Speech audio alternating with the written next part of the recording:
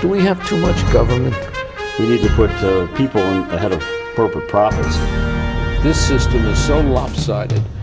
This threat is a real threat to democracy. And I think that's really important. That's something we haven't been doing in this country for a long time. Where do you start? What do you do? How do you do it? Access to Democracy is sponsored by Thomson Reuters, providing legal professionals with the intelligence, technology, and human expertise they need to find trusted answers. Products include Westlaw, Practical Law, and Firm Central legal practice management software for small law firms. Thomson Reuters, the answer company. Online at thomsonreuters.com. Access to Democracy is made possible in part by a donation from Firefly Credit Union.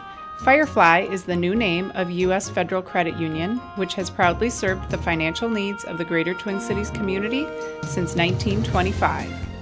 At Firefly, we guide our members forward and give them the power to chase dreams by delivering the financial solutions they need to get ahead. From checking accounts to mortgages, we'll light the way.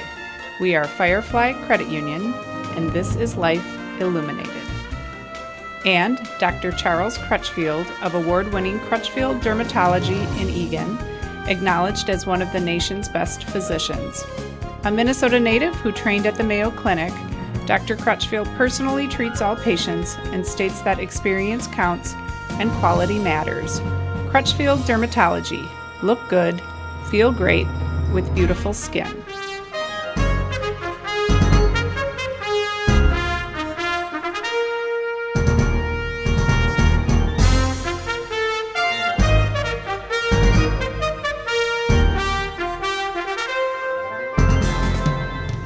Welcome. Access to Democracy returns. Alan Miller with you. And by way of introduction of today's guest, as you know, we've been with you for over 17 years now. We've done about 1,800 interviews and specials and things like that. There is no guest that we have had who gives me greater pleasure as a guest than today's guest, Don Shelby, who is certainly familiar to all of you and was the rock of media in the Twin Cities for a number of years and still is in a different capacity. And really welcome, Don. I'm so happy to have you here. Alan, this must be my month because I've just finished and in the midst of this with you, Bill Moyers on one hand for TPT and PBS, and now Alan Miller here, Access to Democracy. I wanted to be on this program for years and years and years. I wondered, when's he going to call me? Oh, had I only known. Anyway, it's such a pleasure to have you. And, you know, you don't know where to start with Don. He has won so many national awards, whether it's Emmys or other recognitions. He is an environmentalist. He is a great investigative journalist. He really, really cares about the Mississippi River, not just for the purposes of the fact that it's nationally recognized, but to save the Mississippi River. There is so much that you're involved in that is incredible. And probably the thing that you'll be the most famous for in years to come. Don't say it. The creator of the Shelby knot. May I set that record straight? Absolutely. I didn't create the Shelby knot. It was created by a 92-year-old gentleman who didn't actually create it himself because he told me he learned it in military school when he was 14. And he kept calling me up on the phone and saying, "You're quite a natty dresser, but you don't have a very good-looking tie knot." And then one day, there was a phone call at my desk, and it was the receptionist at the station, and said, "There is a man out here would like to talk to you, and his name is Jerry Pratt." And I went out, and immediately Jerry, nattily dressed at 92, attacked my tie, untied my tie, retied it, and it looked magnificent. And I said, I'll wear it this way for the rest of your life. And I don't know how to make the Shelby knot, which is why I don't have a tie on today. Don't even bother. All it is a half Windsor tied inside out with the seams out. But it puts a little dimple right here in the middle, which, according to people who understand sartorial things, says it's a must in a tie to have the dimple right here, right in the center, and it goes in automatically. You have to take it to another of our sponsors, Jaime's Haberdashery in St. Paul. Well, Jaime's featured the Shelby knot tie all last year and the year before. Good. Yeah. Good. Anthony has done an incredible job expanding what was a leather shop Yes. into really the top men's home furnishings, I think, I love in the Jaime's. Twin Cities area. I love Jaime's. And I will tell him that you were Please. on. He'll be very thrilled. So many things to talk about, but one of the things that you have done and have gotten national recognition for is your investigative journalism. Now, I started out as a journalist years ago before I went into law. And investigative journalism is diminishing in media. It's the small media, it's the independent media where we seem to find, maybe other than the New York Times, is it corporations that have caused this, and ownership, and really down to dollars and cents? What is your take? The first thing is that investigative reporting is a very expensive line item in a news budget. It requires 6 months to 9 months of work by 2 or 3 reporters, meaning they're off the street, not covering news, and so you are backfilling on their time.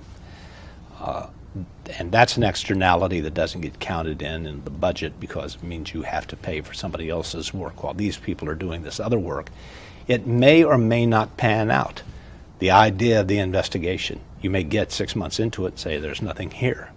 And so we don't have a story. We have to work on another one. Back when I started it at WCCO, there was a gigantic pot of money that was out there in advertising revenue, divided up primarily between 2 newspapers and 3 television stations. And that gigantic pot of money kept diminishing. In 1991, when we were first reporting the defense of Kuwait in Desert Storm, CNN, which is now so common to us, as are all of the cable channels, only had 3% penetration in our market in 1991. And we happen to be at WCCO, the affiliate of CNN, and so CBS was not giving us good enough coverage, and we switched our viewers to CNN so that they were watching cable television. They didn't know it. But then cable television expanded, and 800 channels, and maybe Exploded, perhaps. right, and maybe 20 different newscasts. Then the internet came in, and that began to draw off revenue. So the amount of money that television stations and newspapers were making at one point just isn't there. And so when you are losing the revenue that they are losing, you have to look at ways to cut. Well, to my way of thinking, if you are talking about preserving the republic, the last thing you cut is investigative reporting. That's the last thing. You can cut house fires. You can cut those things because there are going to be house fires. You kind of expect those to happen. Those are daily occurrences. That really doesn't seem to be news, but and the average daily sort of break-in or crime, I think you can cut some of those things, but we don't. What we do is throw all of our resources at those things because at about 1973, Alan, a guy named Frank Magid came on the scene, and he had had some success where he had applied this methodology. And this is, there were 2 sea changes that happened in television. One was the point at which television news started to make money. Before, television news was just a loss leader. And it was a pledge by television stations to serve the public interest. And so we lost money doing the news. And we got used to losing money.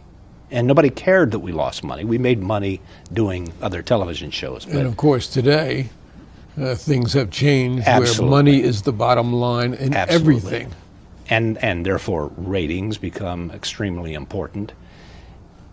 And so when we found out we could make money, then that began to change because ratings became important, and then that meant that the audience was important, not as a recipient of what they needed to know, because they could pick and choose any number of outlets.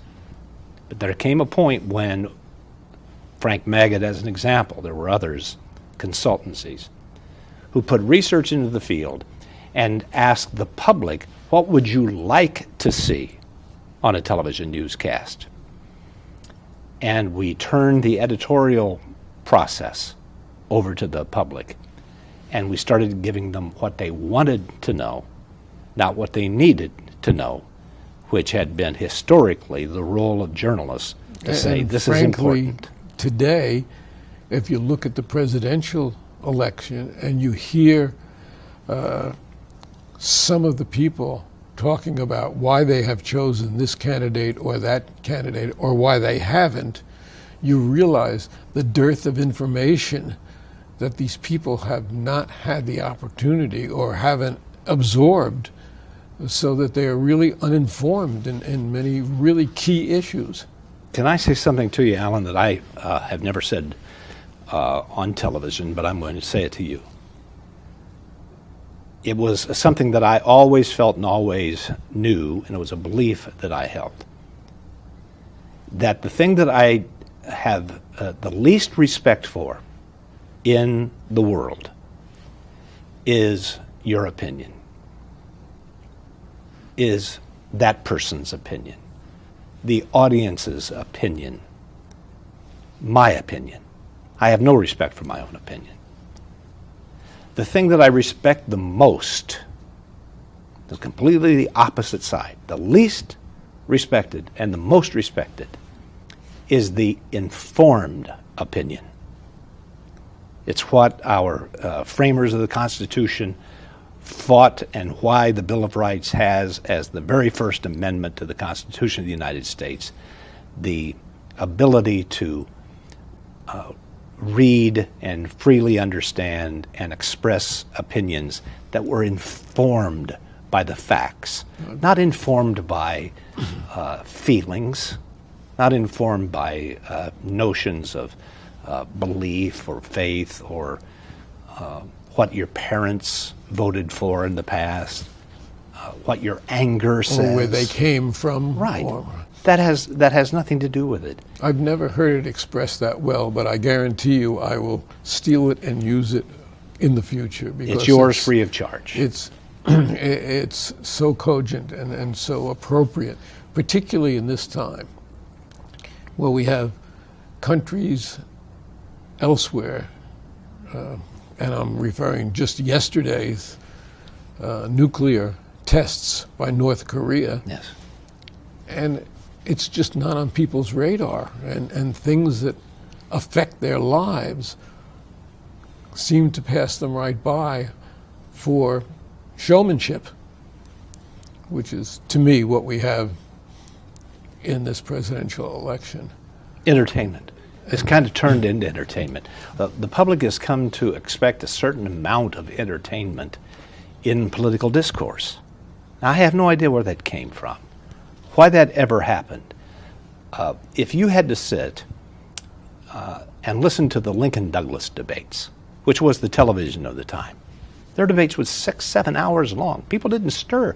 1,000 people standing outside of a hotel listening to two men debate and just drone on and on with factual matter, expressing factual matter. Then, did they have to do that in more than 140 characters? No, they could speak as long as they wanted to. So there wasn't a small little box you had to type 140 characters into. We've come down to that. We've come down to shorthand thinking not just shorthand speaking and communication, but shorthand and thinking. inattention. Creature comforts seem to be so much more important than the things that we really should be focusing on. And I've seen so much change in my lifetime that to me it's frightening. And where this country can go is also frightening. It can only go because we still are a republic, and we still have a semi-functioning democracy where the franchise does matter. I sometimes, when I'm speaking to young people, I taught at the University of St. Thomas journalism for a number of years, and I would talk to young people, and they'd say, well, one person, one vote. My vote doesn't count. And I would remind them that the president has one vote, the sitting president of the United States has one vote, and you have one vote. And if you disagree with the president of the United States and you vote opposite directions, you've canceled out the most powerful person in the free world. You've canceled out that vote. So there is power. Your power to vote is as strong as David and Charles Koch. Your vote is as powerful as Hillary Clinton's or Donald Trump's. A person voting for the first time can cancel out that power. That's a great way to phrase it. And of course, you can get then a movement, as Bernie Sanders started, Yes. that ignited people, that really brought together, 13 million people, and perhaps would have been even more had there not been little shenanigans with the Democratic National Committee. I wrote an article back last January that Debbie Wasserman Schultz has to go because she is coloring this election unfairly insofar as Bernie Sanders. And she may lose her own election down in Florida as a result of this controversy. You know, what is important? What is important to your oath? Look what's happening in this state, even, where we have light rail having proven itself time and again, and a group of people who happen to have the majority in the House don't think it's advantageous. Well, Tim Pawlenty sat here years ago, and he said to me, this is a money loser. It's never going to go anyplace. I certainly am going to do everything I can to stop it. And I said, no, it's going to be opening doors to commerce for the entire state. And you know what happened? He got to cut the ribbon when it went through. I wasn't even invited. That really hurt.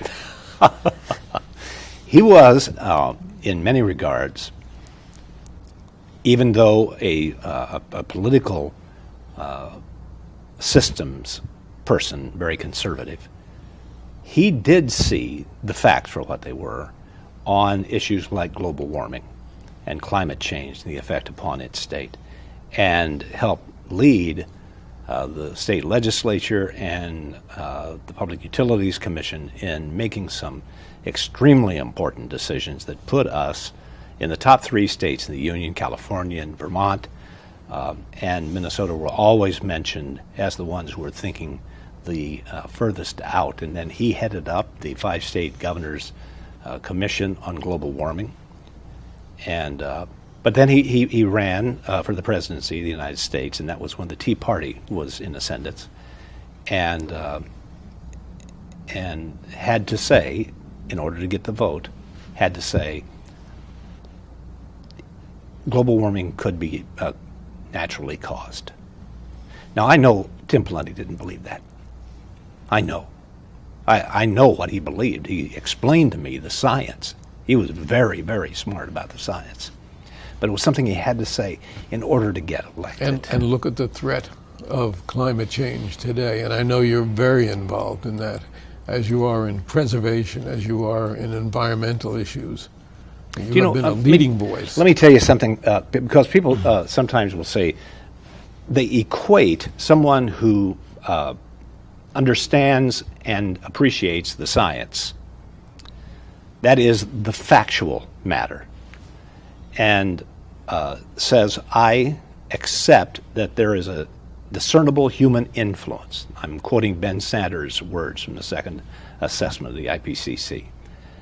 Dr. Ben Sander out of Lawrence Livermore. A discernible human influence on the warming of the planet. And the preponderance of evidence, and you being a lawyer, understand that the test is not a criminal test of beyond a reasonable doubt or to a moral certainty. The test is preponderance of evidence. Where is all the weight of the evidence? And what is the other side? Overwhelming. Overwhelming. So, as an investigative reporter, I didn't know, Alan, I had no idea whether global warming was real or not 25 years ago. And so I began taking it on as an investigation. And it became, among other things, a cui bono investigation.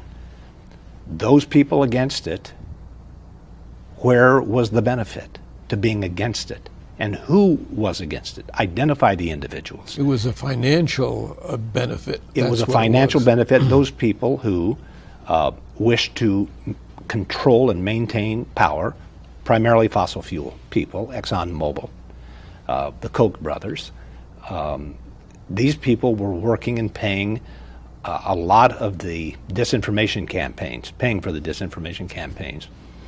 And there was a memo called the Luntz Memo, a Republican strategist for George W. Bush. Frank Luntz, yes.